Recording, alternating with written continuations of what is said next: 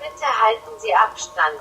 Nutzen Sie die aufgestellten Desinfektionsspender, betreten Sie das Gebäude nur mit einer FFP2-Maske und halten Sie sich an das ausgewiesene Einbahnstraßensystem.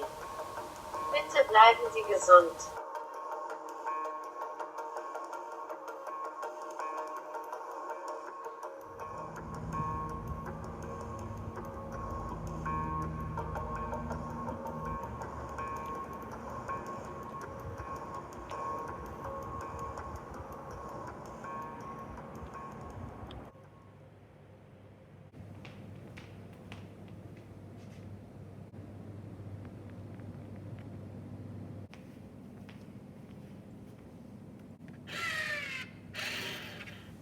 Dostojewski, ein Traum, Dezember 1866.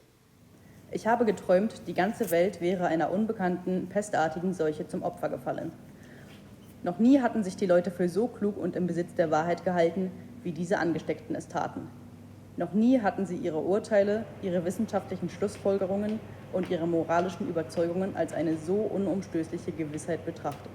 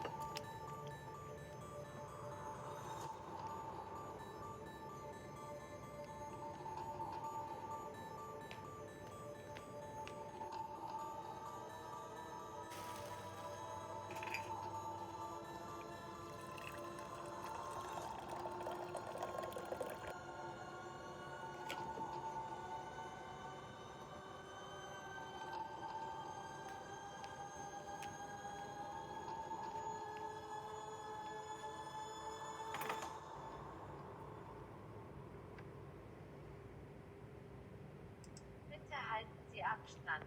Nutzen Sie die aufgestellten Desinfektionsspender, betreten Sie das Gebäude nur mit einer FFP2-Maske und halten Sie sich an das ausgewiesene Einbahnstraßensystem.